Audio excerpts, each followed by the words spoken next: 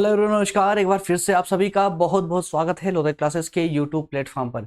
दोस्तों, आज के सेशन में हम बात करेंगे अनुवाद विज्ञान में, अनुवाद विज्ञान हिंदी साहित्य के अंतर्गत अनुवाद विज्ञान वाली सीरीज के अंतर्गत अनुवाद की समस्या एवं समाधान पर। जी हाँ दोस्तों, हमारा नेक्स्ट टॉपिक होने जा रहा है अनुवाद की समस्या एवं समाधान पर। सीरीज में आप लोग रुचि नहीं ले रहे थे, इस कारण से सीरीज को काफी दिन तक होल्ड कर दिया गया था और आज से मैं फिर से स्टार्ट करने वाला हूं, क्योंकि इसका पेपर होने वाला ही है, कुछ ही दिन ज्यादा शेष नहीं बचा है।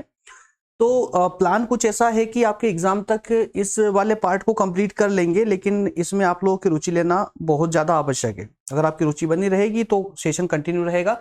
आइए शुरू करते हैं अपना आज का सेशन, जिसमें कि हम महत्वपूर्ण प्रश्न उत्तरों पर डिस्कस करेंगे। और जैसा कि आप अगर सीरीज को कंटिन्यू फॉलो कर रहे हैं तो आप जानते हैं, जब भी हमारी कोई सीरीज माफ कीजिएगा, जब भी कोई दूसरी यूनिट स्टार्ट होती है सीरीज के अंतर्गत, तो उस पूरी यूनिट के जितने भी महत्वपूर्ण प्रश्न उत्तर होते हैं लघु त्रि प्रकृति के, उन सब पर हम पहले ही डिस्कस कर लेते हैं और उसके बाद में दीर्घ प्रकृति के प्रश्नों के तहत जो है नेक्स्ट से टॉपिक आना प्रारंभ हो जाएगा। ठीक है ना। तो इस पूरे पार्ट में अर्थात कि यूनिट थर्ड में हमें क्या क्या कवर करना है, तो उस सब पर दोस्तों हम डिस्कस करेंगे। यूनिट थर्ड के अंतर्गत जो है, देखिए जो यूनिट है विभिन्न क्षेत्रों में अनुवाद की समस्या ना। अनुवाद के बारे में अपने अपने अभी तक जो है ना मैक्सिमम लगभग काफी कवर कर चुके हैं, काफी डिस्कस कर चुके हैं। और ये वाली जो पूरी यूनिट है, इसमें सिर्फ हमें ये डिस्कस करना है कि अनुवाद जिस जिस क्षेत्र में अनुवाद किया जाता है, उस प्रत्येक क्षेत्र में किस तरह से अनुवाद करते वक्त अनुवादक को समस्याएं आती है और उन समस्याओं का समाधान क्या हो सकता है। इस दोनों ही कंटेंटों पर जो है हम चर्चा करेंगे, समस्या और समाधान पर। ठीक है ना। तो कौन कौन से क्षेत्र में बात करना है, तो इसके अंतर्गत कार्यालय में जो अनुवाद किया जाता है उसमें क्या समस्या आती है और उसके क्या समाधान हो सकते हैं। इसी के तहत वाणिज्यिक अनुवाद की समस्या और समाधान के बारे में, वही वैज्ञानिक और तकनीकी, उसके बाद साहित्यिक अनुवाद और तकनीकी अनुवाद, इन दोनों को डिस्कस करते हुए इन दोनों में अंतर डिस्कस करना है। इसके बाद में जनसंचार माध्यम और विज्ञापन का जो अनुवाद होता है, इसमें समस्या और समाधान। ठीक है ना। तो इन पांचों प्रकार के क्षेत्रों पर डिस्कस करते हुए हमें ये यूनिट कवर करनी है, कंप्लीट करनी है। क्लियर हो चुका है ना। तो इस पूरी यूनिट से रिलेटेड जितने भी महत्वपूर्ण जो लघुत्री प्रकृति के प्रश्न उत्तर है, ऐसा नहीं है कि 150 प्रश्न मैं आपको ला करके दे दूंगा, नहीं, जितने इंपॉर्टेंट है सिर्फ इस यूनिट के जितने भी इंपॉर्टेंट क्वेश्चन है सिर्फ उस पर डिस्कस हम लोग करेंगे, लघुत्री प्रकृति के होंगे। ठीक है ना। और अति लघुत्री दीर्घ प्रकृति के जो प्रश्न उत्तर होते हैं वो कहां से कवर करना है, तो उसके लिए इस सेशन के तुरंत बाद में जो हमारी डिटेल क्लासेस स्टार्ट हो जाती है, तो वहां से आपको पूरा टॉपिक ही यहाँ पर समझने को मिलेगा, है ना। जिन 5 क्षेत्रों की मैंने चर्चा की है प्रारंभ में, उन पांचों क्षेत्र पर एक एक लेक्चर आएगा जो पूरे विस्तार से होगा, जिसमें एक एक क्षेत्र की बात करेंगे पूरे विस्तार पूर्वक। क्लियर है। चलिए तो शुरू करते हैं आज का सेशन। और आज के सेशन का पहला प्रश्न लेते हैं। पहला प्रश्न है, अनुवाद की समस्या क्या है और बताइए। अनुवाद की समस्या, ठीक है ना। तो अनुवाद, अभी फिलहाल किसी क्षेत्र की बात नहीं की गई इस प्रश्न में, इस प्रश्न में बात ही की गई है अनुवाद की समस्या। मेन समस्या क्या है, जब भी कोई अनुवादक ट्रांसलेटर जब ट्रांसलेशन करता है, अर्थात कि अनुवाद करता है एक भाषा का दूसरी भाषा में, तो उस समय अनुवादक को कौन कौन सी समस्याओं का सामना करना पड़ता है, ये प्रश्न है आपका। इसका सटीक आंसर हो जाएगा कि अनुवाद की समस्या द्विभाषिक होती है। कैसी होती है? द्विभाषिक होती है। अर्थात ये कि जब भी कोई अनुवादक अनुवाद करता है तो उसको दो भाषाओं का पूर्ण ज्ञान होना आवश्यक है। जब तक उसे दो भाषाओं का पूर्ण ज्ञान नहीं होगा, वो किसी भी परिस्थिति में अनुवाद नहीं कर सकता। फॉर एग्जाम्पल, अगर हिंदी से इंग्लिश में ट्रांसलेशन करना है, तो जो अनुवादक है अर्थात जो ट्रांसलेटर है, उसको ये अनुवाद करने के लिए हिंदी का भी अच्छा ज्ञान होना चाहिए और अंग्रेजी का भी अच्छा ज्ञान होना चाहिए, तभी जाकर के वो हिंदी के कंटेंट को अंग्रेजी में कन्वर्ट कर पाएगा। क्लियर है ना। तो सबसे प्रमुख जो समस्या होती है अनुवाद की, वो होती है द्विभाषिक, मतलब दो भाषाओं की समस्या होती है। इसके लिए उन दो भाषाओं का पूर्ण ज्ञान होना परम आवश्यक है, अति आवश्यक है, जिससे और जिसमें अनुवाद होना है। जिससे अर्थात कि हिंदी से, जिसमें इंग्लिश में, अंग्रेजी में अनुवाद होना है। तो हिंदी और अंग्रेजी दोनों भाषाओं का, जरूरी नहीं है प्रत्येक पक्ष में दोनों भाषाओं में हिंदी और अंग्रेजी ही हो। जिस किसी भाषा में, ये हमने एग्जाम्पल लिया है, उदाहरण लिया है कि हिंदी और अंग्रेजी दो भाषाओं का अनुवाद करना है, तो अंग्रेजी हिंदी को अंग्रेजी में कन्वर्ट करना है तो उसके लिए दोनों भाषाओं का ज्ञान होना आवश्यक है। तो इसी प्रकार से कोई सी भी दो भाषाएं हो सकती है ना। तो जिससे अर्थात की स्रोत भाषा और जिसमें अर्थात की मूल भाषा, लक्ष्य भाषा, माफ कीजिएगा, स्रोत और मूल भाषा एक ही होगी और एक लक्ष्य भाषा जिसमें ट्रांसलेट करना है, अनुवाद करना है ना। तो ये समस्या मूलतः दो भाषाओं की होती है, ये समस्या दो भाषाओं की होती है। इसका तात्पर्य यह है कि अनुवादक का दो भाषाओं पर इतना अधिकार होना चाहिए कि वो दोनों पक्षों का ठीक ठीक ज्ञान रखते हुए संबोधित कर सके, दोनों भाषाओं का अच्छा ज्ञान रख करके वो उनको संबोधित कर सके, उसका अनुवाद सटीक रूप से कर सके और समझा भी सके। क्लियर है। तो अनुवाद में एडिशनली अगर हम बोले तो अनुवाद में एक समस्या दोस्तों ये भी होती है कि कभी कभी क्या होता है ना कि जैसे हमने उदाहरण लिया कि हिंदी से अंग्रेजी में ट्रांसलेट करना है, अनुवाद करना है, तो कर तो दिया जाता है, लेकिन कभी कभी किसी किसी अनुवाद में यह समस्या देखने को मिलती है कि शब्दों का तो ट्रांसलेशन हो चुका है, अनुवाद हो चुका है, लेकिन हिंदी भाषा में जो भाव छुपा हुआ था उन शब्दों के पीछे कभी कभी वो भाव पीछे छूट जाता है ना। अंग्रेजी में पढ़ते वक्त वो भाव प्रकट नहीं हो पाता जो भाव की हिंदी को पढ़ते हुए हो रहा था। तो एक अच्छे अनुवादक की ये पहचान भी होती है कि वो शब्दों का अनुवाद करने के साथ में उसके भावों का भी अनुवाद करे, अर्थात कि जो भाव मूल भाषा में छुपे हुए थे उन भाषाओं को लक्ष्य भाषा में भी, उन भावों को लक्ष्य भाषा में भी लेकर के आए। क्लियर है। तो सिंपल से अगर हम बोले कि अनुवाद की प्रमुख समस्या क्या है, तो अनुवाद की प्रमुख समस्या जो है भाषाओं के ज्ञान को लेकर के होती है, दो भाषाओं के पूर्ण ज्ञान को लेकर के होती है जो कि अनुवादक से संबंधित होती है। अर्थात कि अगर समस्या का समाधान चाहिए तो अनुवादक को दोनों भाषाओं का पूर्ण ज्ञान अति आवश्यक है, तभी कहीं जाकर के वो सटीक रूप से अनुवाद कर पाएगा और समझा पाएगा। क्लियर है। नेक्स्ट क्वेश्चन है इसका कि वाणिज्यिक अनुवाद क्या है। अब देखिए अलग अलग क्षेत्रों के अनुवाद पर अब यहां पर चर्चा होगी। वाणिज्यिक अनुवाद क्या है? वाणिज्यिक अर्थात कि व्यापार अनुवाद। वाणिज्यिक अनुवाद का मतलब व्यापार, वाणिज्य या व्यापार है ना, एक ही क्षेत्र है, एक ही सेक्टर है। तो वाणिज्यिक अनुवाद या व्यापार अनुवाद एक ही होते हुए इसका प्रयोग कहां पर किया जाता है? वाणिज्यिक क्षेत्र में इसका प्रयोग किया जाता है। अर्थात कि जब भी कोई व्यापार संबंधी कोई कार्य होता है, कोई ऑफिशियल वर्क होता है ना, किसी ऑफिस में कोई कामकाज होता है, तो वो किस भाषा में होगा, तो उस भाषा की जो शब्दावलियां होती है ना, उन शब्दावलियों का अनुवाद ही वाणिज्यिक अनुवाद कहलाता है। क्लियर। जैसे अगर हम सरकारी कामकाज की अगर बात करें तो भारत में सरकारी कामकाज की दोस्तों अगर हम बात करें तो सेंट्रल लेवल पर क्या होता है, टोटल कार्य अंग्रेजी में होता है ना, लेकिन प्रत्येक क्षेत्र उसको अंग्रेजी में समझने में सक्षम नहीं है। इसलिए क्या होता है कि उसकी क्षेत्रीय भाषा में उसका अनुवाद करके उसको प्रोवाइड किया जाता है। जैसे कि सेंट्रल लेवल पर कोई कार्य हुआ है तो उस सेंट्रल लेवल के कार्य को अगर हमें स्थानीय स्तर तक पहुंचाना है, उस रिपोर्ट को स्थानीय स्तर तक पहुंचाना है, तो अंग्रेजी की उस रिपोर्ट के साथ ही साथ में उसका अनुवाद किया हुआ उस क्षेत्रीय भाषा में अनुवाद करके उस रिपोर्ट को साथ में अटैच करके भेजनी होती है। अर्थात अंग्रेजी में भी होगा और वो क्षेत्रीय भाषा में भी उसका अनुवाद होगा। क्लियर। तो कहीं ऐसा ना हो जाए कि अंग्रेजी में जो रिपोर्ट तैयार की गई थी सेंट्रल लेवल पर, केंद्रीय स्तर पर, उसका भाव अर्थ कुछ और निकले और क्षेत्रीय भाषा में जो अनुवाद किया है उसका अर्थ कुछ और निकल जाए, तो उन नियमों का पूरी तरह से पालन नहीं हो पाएगा फिर स्थानीय स्तर पर। इसके लिए बहुत आवश्यक है कि इन शब्दों का, इन शब्दावलियों का अच्छे से ज्ञान होना अति आवश्यक है जो भी अनुवादक हो, है ना। तो वाणिज्यिक अनुवाद क्या है? वाणिज्यिक अनुवाद या व्यापार अनुवाद जो है, व्यापार दुनिया में किसी भी प्रकार के दस्तावेजों, व्यापार की दुनिया में बिजनेस लाइन में चाहे किसी भी प्रकार के पत्राचार हो, किसी भी प्रकार के कामकाज हो, दस्तावेज संबंधी, डॉक्यूमेंट संबंधी जो भी कामकाज होते हैं, जैसे पत्राचार होता है कंपनी में, कंपनी के खातों को मेंटेन करना होता है ना, निविदा अर्थात की जो कॉन्ट्रैक्ट के दस्तावेज होते हैं, रिपोर्ट वगैरह होती है, इन सब पर कार्य करता है ना। तो वाणिज्यिक अनुवाद और कुछ नहीं बल्कि व्यापार की दुनिया में होने वाले प्रत्येक प्रकार के दस्तावेजों से संबंधित कार्य होता है। वाणिज्यिक अनुवाद के लिए व्यापार दुनिया में इस्तेमाल की गई शब्दावली के ज्ञान के साथ विशेषज्ञ अनुवादकों की आवश्यकता होती है। तो ऐसे कार्य के लिए, वाणिज्यिक अनुवाद के लिए व्यापार दुनिया से संबंधित ज्ञान रखने वाले विशेषज्ञों की आवश्यकता होती है जो अच्छे से अनुवाद कर सके। क्लियर।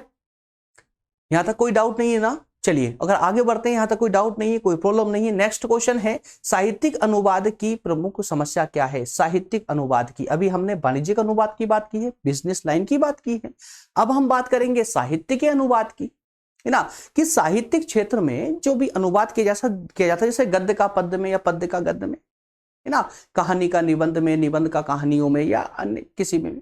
तो जो साहित्यिक क्षेत्र में जो अनुवाद किए जाते हैं उनकी प्रमुख समस्या क्या है, तो उन समस्याओं की बात करें तो साहित्य में कुछ तत्व ऐसे होते हैं जो अन्य सृजन में नहीं होते। अर्थात ये कि साहित्यिक क्षेत्र में जो तत्व होते हैं ना, उनमें कुछ तत्व ऐसे होते हैं जो अन्य क्षेत्रों में नहीं होते, जैसे व्यापार वाणिज्य में नहीं होंगे।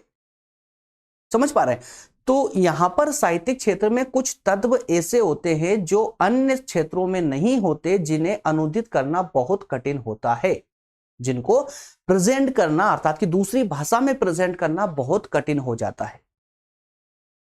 साहित्य की पद्य तथा गद्य विधा पर, पद्य साहित्य में क्या है यार, पद्य और गद्य, ये दो ही तो मेन चीज है। बस मान लीजिए दो स्तंभ है, दो पैर है जिस पर पूरा साहित्य खड़ा हुआ है ना, पद्य और गद्य, ठीक है ना। तो साहित्य की पद्य तथा गद्य विधा पर विचार करें तो स्पष्ट हो जाता है कि गद्य के अनुवाद की तुलना में पद्य का अनुवाद जो है ज्यादा कठिन होता है। गद्य अनुवाद की तुलना में पद्य का अनुवाद ज्यादा कठिन हो जाता है।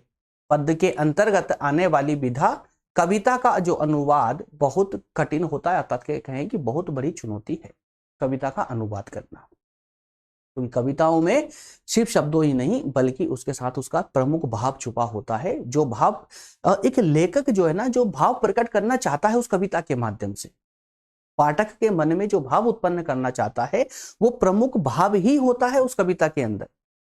अगर ट्रांसलेट अर्थात कि अनुवाद करते वक्त अगर वो भाव ही समाप्त हो जाए, गायब हो जाए, तो उस कविता का अनुवाद का कोई अर्थ ही नहीं निकलता है ना। इसीलिए कहा गया कि साहित्य के अनुवाद में कई चुनौतियां सामने आती है, क्योंकि साहित्य के अनुवाद में जो प्रमुख प्रधानता होती है ना, वो प्रधानता भावों की होती है, विचारों की होती है, जो उन शब्दों के पीछे छुपे हुए होते हैं। अर्थात एक लेखक जब भी किसी गद्य या पद्य का लेखन कार्य करता है तो उन शब्दों के अलावा उन शब्दों के पीछे उनके भाव छुपे होते हैं, उसके पीछे भाव छुपे होते हैं जो भाव उनमें प्रकट करना चाहता है। लेकिन अधिकतम देखा गया है कि अनुवाद करते वक्त अनुवादक उन भाव को पीछे छोड़ करके अन्य भाषा में उस शब्दों का अनुवाद कर देता है, जिससे प्रमुख समस्या उत्पन्न होती है। और इसीलिए कहा गया है समग्र रूप से एक अनुवादक जो है, चाहे किसी भी क्षेत्र का अनुवाद करता हो, उसे उन दो भाषाओं का पूर्ण ज्ञान अति आवश्यक है, ताकि वो शब्दों के साथ भाव को भी समझ सके कि क्या भाव इससे प्रकट हो रहा है। क्लियर है? नेक्स्ट क्वेश्चन है, अगला क्वेश्चन है वैज्ञानिक और तकनीकी अनुवाद। वैज्ञानिक और तकनीकी अनुवाद क्या है? अब सिंपल सी कहानी है, जैसे कि व्यापार वाणिज्य के क्षेत्र में उन शब्दावलियों का अनुवाद किया जाता है, वैसे ही वैज्ञानिक और तकनीकी क्षेत्र में उन शब्दों का अनुवाद किया जाता है। अर्थात ये कि वैज्ञानिक और तकनीकी क्षेत्र में जो शब्दावलियां प्रचलित होती है, उन शब्दावलियों का अनुवाद वैज्ञानिक या तकनीकी अनुवाद कहलाएगा, है ना। तो वैज्ञानिक अनुवाद में अभिव्यक्त विचार ही प्रमुख है। क्या कहा गया है? वैज्ञानिक अनुवाद में अभिव्यक्त विचार, जो विचार अभिव्यक्त किए जा रहे हैं, मतलब उसके आगे पीछे कुछ छुपा नहीं होता है। विज्ञान सटीक होता है, जो पढ़ा जा रहा है वही सत्य है। समझिएगा, वैज्ञानिक विचार कभी भी भाव प्रधान नहीं होते हैं। याद रखिएगा, भाव प्रधान नहीं होते। क्यों? क्योंकि ये सिद्धांत पर चलता है विज्ञान। विज्ञान में कोई भाव कार्य नहीं करता है, जो पढ़ा जा रहा है, जो लिखा हुआ है, बस वही 100% है। इसीलिए कहा गया है कि जो अभिव्यक्त विचार होते हैं ना, जो दिख रहे हैं, जो अभिव्यक्त किए गए हैं, वही प्रमुख होते हैं। तो इस परिप्रेक्ष्य में अगर आप थोड़ा सा ध्यान से देखोगे तो साहित्यिक अनुवाद में और वैज्ञानिक अनुवाद में बहुत ज्यादा डिफरेंस है। साहित्यिक अनुवाद में जहां पर भाव छुपे होते हैं, वैज्ञानिक अनुवाद में कोई भाव की प्रधानता नहीं होती है। क्लियर? वैज्ञानिक अनुवाद में कैसे की अपेक्षा, कैसे नहीं बल्कि क्या पर ध्यान दिया जाता है। किस पर? क्या पर। कैसे होगा ये नहीं, बल्कि क्या है ना, क्या पर ध्यान दिया जाता है, उसके प्रश्नवाचक चिन्ह पर फोकस किया जाता है। यही विषय प्रमुख है और शैली गौण होती है। विषय क्या है? विषय प्रमुख होता है, क्या पर फोकस किया जाता है। शैली कैसे होगा वो अलग बात है, वो एक अलग मैटर, उस पर ज्यादा फोकस नहीं किया जाता, बल्कि क्या है पर विशेष ध्यान दिया जाता है। तो वैज्ञानिक पुस्तकों के जो पाठक होते हैं वैज्ञानिक पुस्तकों के, विज्ञान पढ़ने वाले जो छात्र होते हैं, जो पाठक होते हैं, उनकी रुचि केवल उसमें दी गई सूचनाओं में, संकल्पनाओं और तथ्यों तक ही सीमित रहती है। कोई भी साइंस की बुक पढ़ता है ना, तो जो फॉर्मूला लिखा हुआ है ना, उस फॉर्मूले तक ही सीमित होता है, उससे आगे पीछे के नहीं सोच सकता, वो ना सोचता है ना। तो जो उसको अभिव्यक्त किया गया है, जो विचार उसको दिए गए हैं, जो अभिव्यक्त किया गया है, जो फॉर्मूला उसको दिया गया है, बस उसी फॉर्मूले तक ही विज्ञान सीमित होता है। याद रखिएगा, उसके आगे ज्यादा नहीं बढ़ सकता, चाहे वो कोई भी पाठक हो, उसके विचार आगे नहीं जा सकते। और अगर आगे चले गए तो वो इनोवेशन कहलाएगा। समझ पा रहे हैं? कोई फॉर्मूला है विज्ञान का, अगर फॉर्मूला पढ़ने के बाद में अगर उसकी तीव्र बुद्धि है और उसने उससे आगे की सोचता है और उसको वास्तविक रूप से वो करके दिखा देता है, तो वो इनोवेशन हो जाएगा, वो विचार मात्र नहीं रहेंगे। समझ पा रहे ना? चलिए नेक्स्ट क्वेश्चन है आपका, अगला प्रश्न है, तकनीकी अनुवाद का महत्व क्या है? तकनीकी अनुवाद का महत्व क्या है? टेक्नोलॉजी ट्रांसलेशन का महत्व क्या है? या टेक्नोलॉजी का महत्व बहुत ज्यादा है।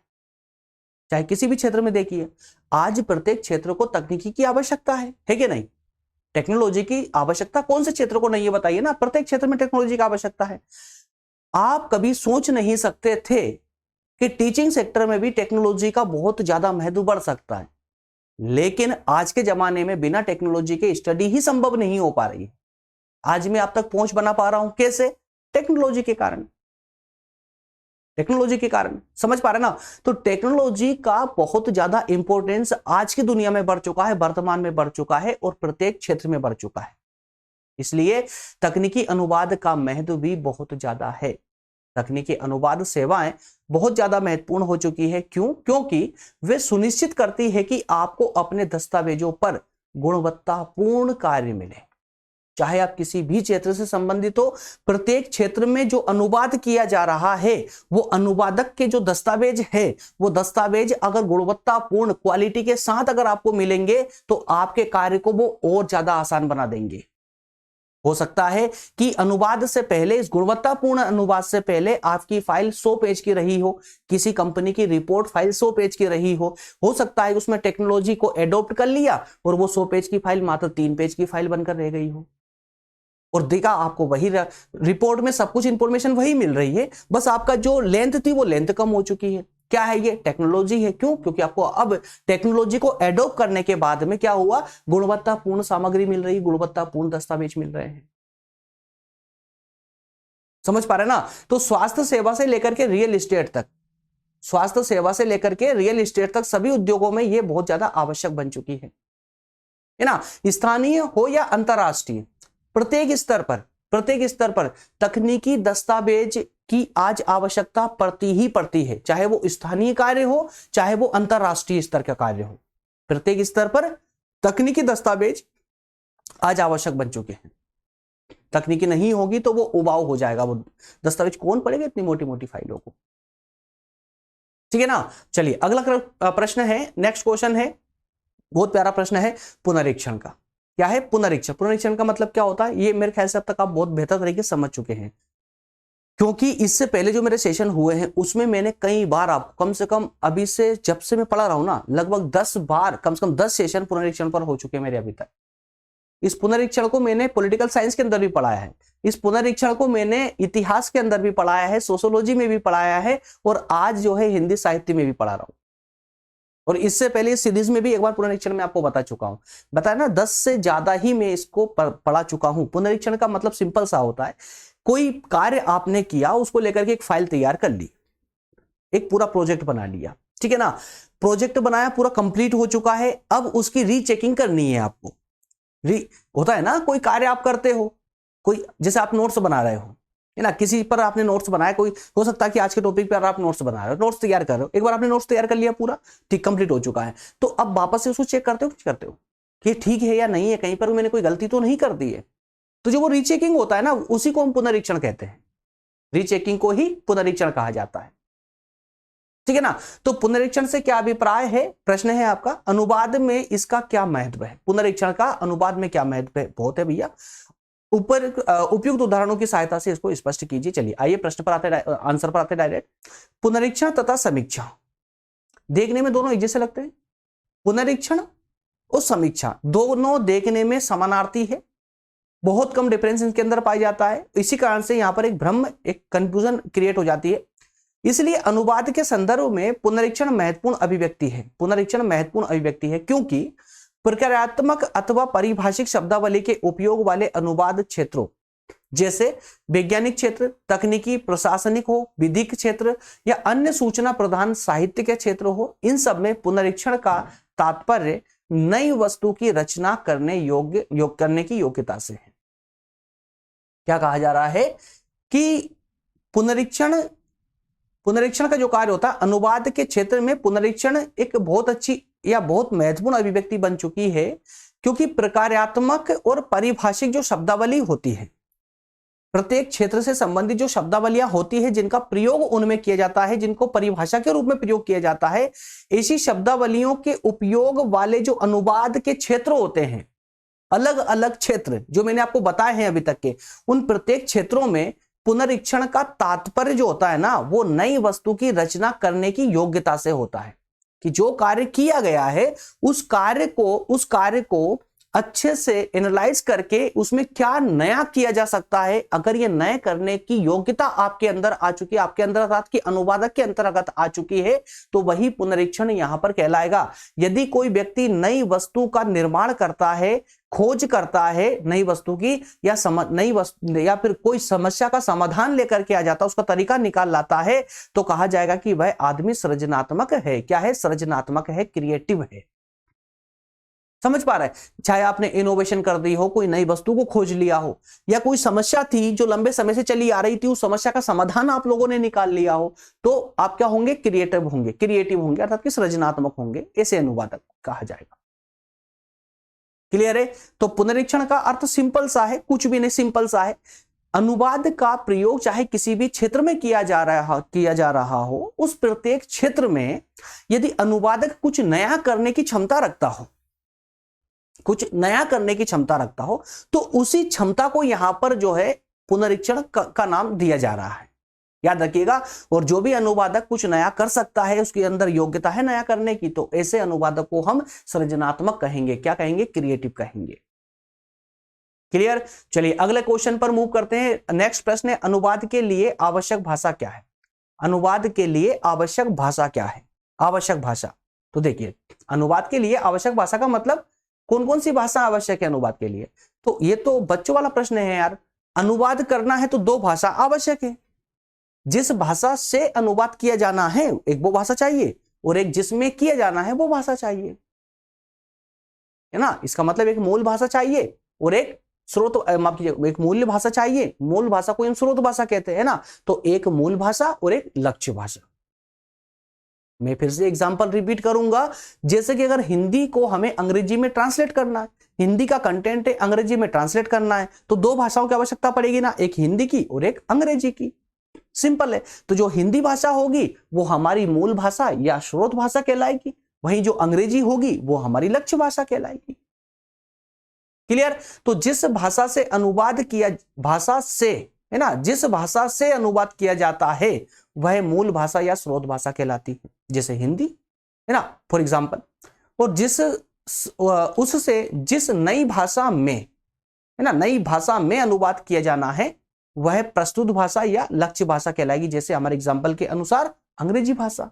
इस तरह स्रोत भाषा में प्रस्तुत भाव या विचार को बिना किसी परिवर्तन के लक्ष्य भाषा में प्रस्तुत करना ही अनुवाद कहलाता है। एकदम सिंपल है। क्लियर? तो दोस्तों मात्र ये 8 प्रश्न हमारे आज के सेशन में थे जो कि हमारी यूनिट 3 के लिए इंपॉर्टेंट थे ना। नेक्स्ट सेशन जो हमारा होगा अब होगा विस्तार पूर्वक अर्थात की डिटेल क्लासेस के साथ में। तो डिटेल क्लासेस में हमारा पहला टॉपिक होगा अनुवाद की समस्या एवं समाधान, जैसा कि हमारा इस सेशन में भी पहला प्रश्न था कि अनुवाद की समस्या क्या है। ठीक है ना। तो अब जो है ना इसके नेक्स्ट क्लासेस से अब हम डिटेल में डिस्कस करेंगे प्रत्येक टॉपिक को पूरे विस्तार से डिस्कस करने वाले हैं। जैसा कि इस पूरी सीरीज में हम यही करते आए। जब फर्स्ट यूनिट स्टार्ट की तो वहां पर हमने उसके लघुत्तरीय प्रकृति के प्रश्नों पर डिस्कस किया। सेकेंड यूनिट स्टार्ट की तो उसके लघुत्तरीय प्रकृति के प्रश्नों पर डिस्कस किया। उसके बाद में तुरंत जो है कंटिन्यू रूप से हमारे विस्तार पूर्वक सेशन स्टार्ट हो जाते हैं। प्रत्येक टॉपिक पर पूरे डिटेल क्लासेस स्टार्ट हो जाती है। तो कल से जो हमारा सेशन होगा ना, वो अनुवाद की समस्या और समाधान पर होगा और डिटेल में होगा, पूरे विस्तार से समझेंगे इसको। और वैसे तो अगर आप कंटिन्यू क्लासेस ले रहे हैं हमारी, तो आपको ज्यादा समझाने की आवश्यकता ही नहीं है मुझे, आप अच्छे से जानते हैं कि यहाँ पर किस प्रकार से क्लासेस ली जाती हैं। आइए दोस्तों, जो नए स्टूडेंट हैं, है ना, व्हाट्सअप नंबर, ये इस कॉलिंग नंबर नहीं है, याद रखिएगा, कॉलिंग नंबर नहीं है, कॉल अलाउड नहीं है इस नंबर पर, कॉलिंग नंबर नहीं, ओनली व्हाट्सअप नंबर है। और व्हाट्सएप नंबर भी सिर्फ इसलिए कि अगर आपको कोई लिंक नहीं मिल पा रही हो, कोई इंफॉर्मेशन चाहिए, कहीं पर कोई दिक्कत आ रही हो आपको सिलेबस को लेकर के, तो आप इस नंबर पर व्हाट्सएप कर सकते हैं। व्हाट्सएप ग्रुप के नंबर चाहिए, आपको लिंक चाहिए तो वो मिल जाएगी, टेलीग्राम लिंक चाहिए, कोई सब्जेक्ट की लिंक चाहिए तो वो भी आपको व्हाट्सएप नंबर पर मिल जाएगी, है ना। लेकिन कॉल बिल्कुल भी अलाउड नहीं है, कृपया करके कॉल ना करें। और अगर आपके जीवन में कोई दुविधा है कि आप चाहते हैं कि आपको लगता है कि आप हमसे बात करके आपकी समस्या का समाधान हो सकता है, तो उसके लिए इसी नंबर पर जो है परमिशन लेकर के आप नंबर ले लीजिए, आपको नंबर दे दी जाएंगे, जिस नंबर से अपने टाइम के अकॉर्डिंग जो है आपकी हमसे बात हो जाएगी, ठीक है ना। उसी के अलावा लोधाजी क्लासेस नाम से टेलीग्राम पर ग्रुप है, जहां पर आपको सभी सेशन आपको पर डे मिलते रहेंगे, जो भी सेशन हमारे होते हैं मिलेंगे नेक्स्ट सेशन में दोस्तों। इस सबके